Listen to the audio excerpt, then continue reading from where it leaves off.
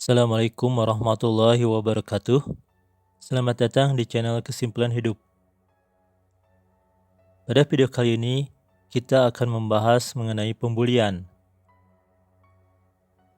Bullying adalah ketika seseorang atau sekelompok orang dengan sengaja menggunakan kata-kata atau tindakan kekerasan yang berulang kali terhadap seseorang atau sekelompok orang lain untuk menimbulkan kerugian fisik, sosial, dan psikologis.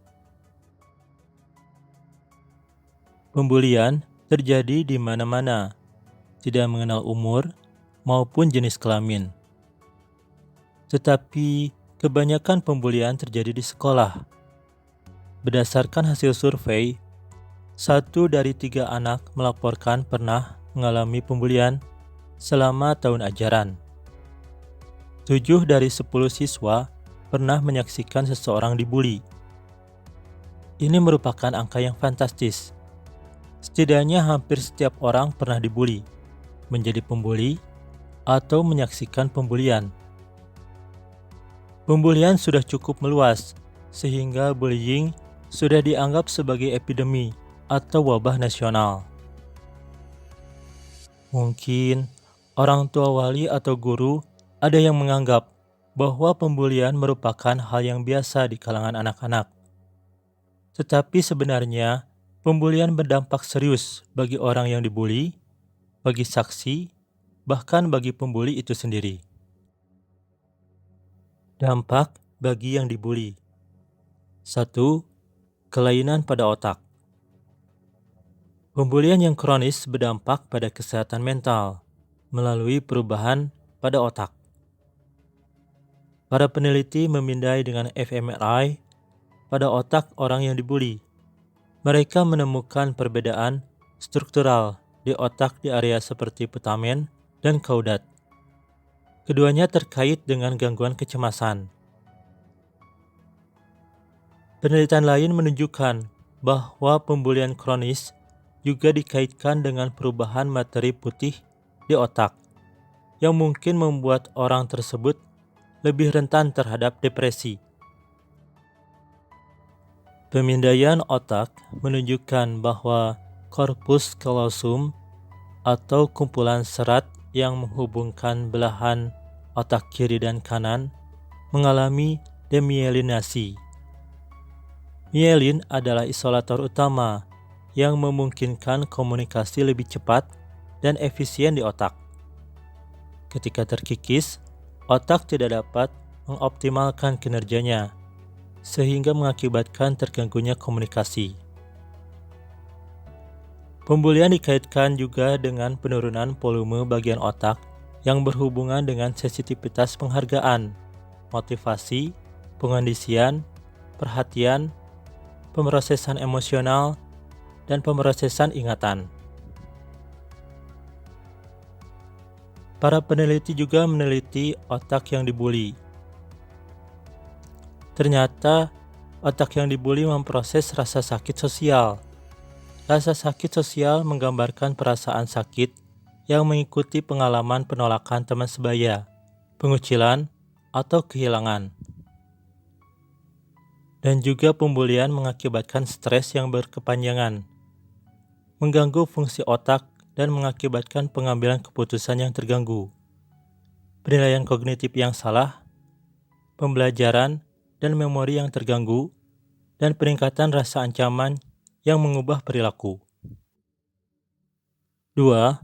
Perubahan hormon. Hormon stres yang dilepaskan saat pembulian dapat mempengaruhi sistem kekebalan tubuh. Hormon-hormon tersebut dapat menyebabkan peningkatan peradangan yang dikaitkan dengan depresi dan gangguan kecemasan, serta kondisi medis seperti hipertensi dan obesitas. Stres yang berkepanjangan juga mengganggu ritme sirkadian. Perubahan ritme sirkadian tidak hanya menyebabkan kesulitan bangun di pagi hari, tetapi juga kesulitan tidur di malam hari. Hal ini dapat menyebabkan insomnia, gangguan mood, peningkatan sistem deteksi, dan respon ancaman sosial. 3. Masalah kesehatan mental. Orang yang dibuli merasa tidak aman dan waspada. Mereka berpikir pembulian akan terjadi lagi. Penelitian fMRI menunjukkan bahwa masalah kesehatan mental dan fisik yang ditemukan pada orang-orang yang mengalami pembulian kronis diklaim memiliki trauma otak yang sebanding dengan tentara tempur. Tentara seringkali dirawat karena gangguan stres pasca trauma atau PTSD. Penelitian menemukan bahwa siswa yang mengalami pembulian selama 1 tahun menggunakan strategi penghindaran yang mencakup penarikan diri dari orang lain dan menunjukkan penurunan keterampilan sosial. Perilaku tersebut mirip dengan gejala penghindaran pada pasien PTSD. Baik upaya menghindari orang, aktivitas, dan situasi yang membangkitkan kenangan, pikiran, atau perasaan menyakitkan. Korban bullying juga melaporkan sikap menyalahkan diri sendiri, depresi, kecemasan, dan harga diri rendah. 4. Masalah kesehatan fisik. Orang yang terus-menerus mengalami kecemasan dan stres akibat pembulian menunjukkan tingkat peradangan yang rendah di seluruh tubuh. Respon inflamasi semacam ini erat kaitannya dengan penyakit kardiovaskular, ketidakseimbangan metabolisme, dan gangguan kekebalan tubuh.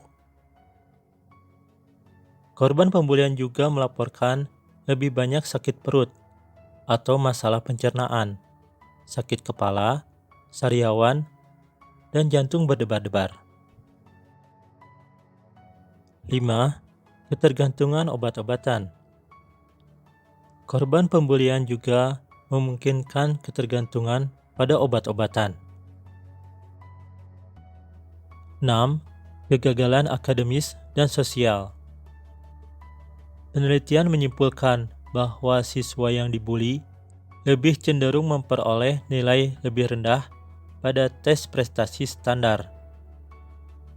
Pengalaman dibuli oleh teman sebaya menyebabkan awal dari kesulitan penyesuaian sekolah, seperti prestasi akademik dan masalah sosial dengan teman sebaya. Kurangnya memiliki keterampilan sosial mengalami kesulitan dalam memecahkan masalah sosial, sehingga target bullying juga tidak disukai oleh kelompok teman sebaya secara umum. 7. Permasalahan dengan ekonomi. Penelitian menunjukkan bahwa anak-anak yang sering dibuli memiliki kualitas pendidikan yang lebih rendah, manajemen keuangan yang buruk, dan pendapatan yang lebih rendah pada usia dewasa.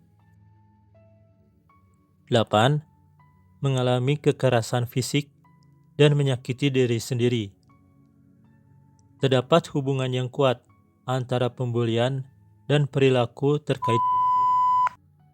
Namun hubungan ini seringkali dimediasi oleh faktor lain, termasuk depresi, perilaku kekerasan, dan penyalahgunaan zat. Siswa yang menghadapi pembulian kemungkinan memiliki ide untuk mencoba dibandingkan siswa yang tidak menghadapi pembulian. Dan juga kemungkinan terjadi kekerasan fisik pada pembulian, bahkan sampai pada penghilangan nyawa. Masalah pembulian ini sudah menjadi sangat serius karena dampak yang ditimbulkan sangat banyak dan sangat berbahaya. Dampak bagi saksi. Pembulian tidak hanya melibatkan pembuli dan korban buli saja, tetapi seringkali terjadi di hadapan orang lain yang menjadi saksi pembulian, yang sering menghalangi saksi untuk menolong atau mencari bantuan ketika orang lain dibuli dikarenakan perasaan cemas dan tidak aman akibat dari ketakutan akan pembalasan oleh pembuli. Saksi menjadi serba salah karena mengabaikan seseorang yang dibuli sangatlah akan mengakibatkan hati menjadi tidak tenang. Dan melaporkan pembulian dapat menyebabkan dirinya sendiri menjadi korban pembulian. Penelitian menunjukkan bahwa pembulian juga dapat menimbulkan dampak buruk terhadap orang-orang yang melihatnya.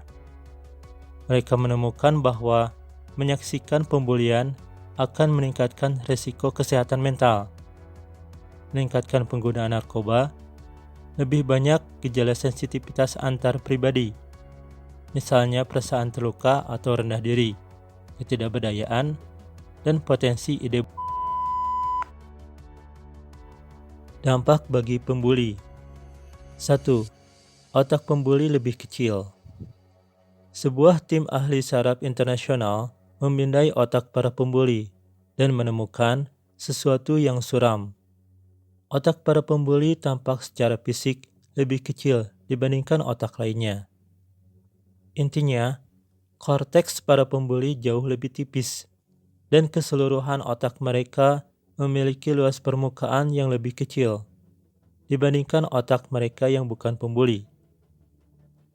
Dan pembuli mempunyai risiko lebih tinggi terkena gangguan kepribadian antisosial di kemudian hari. Karena sebagian besar anak-anak yang akhirnya menjadi pembuli, mereka juga merupakan korban bully. Ini adalah lingkaran setan. 2.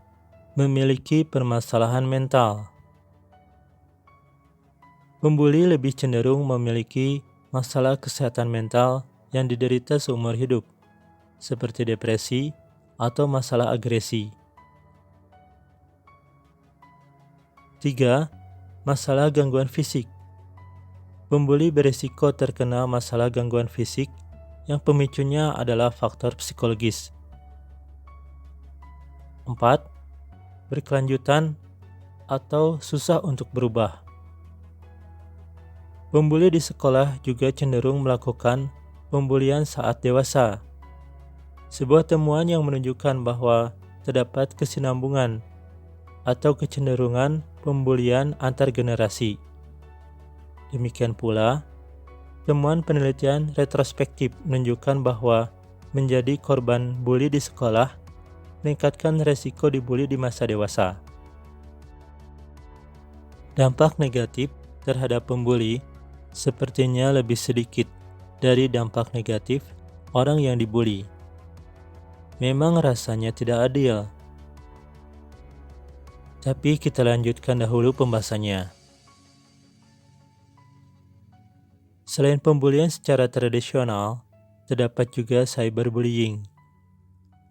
Orang yang mengalami cyberbullying menceritakan bahwa hal tersebut berdampak negatif terhadap perasaan mereka, persahabatan, kesehatan fisik, dan tugas sekolah atau pekerjaan.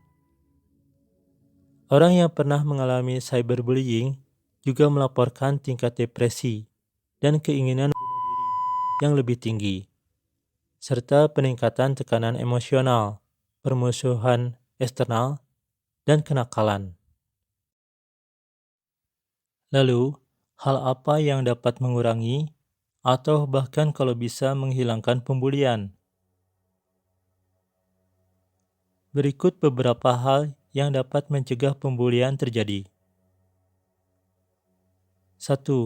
Program pencegahan pembulian di sekolah menurunkan pembulian hingga 25%. 2. Interferensi seluruh sekolah. Seluruh individu yang ada di lingkungan sekolah, termasuk di dalamnya seluruh murid, guru, kepala sekolah, komite sekolah, dan orang tua murid, melakukan learning together, berupa program pendekatan seluruh sekolah untuk mengurangi perilaku pembulian. 3. Menegakkan aturan dan konsekuensi bagi pembuli. 4.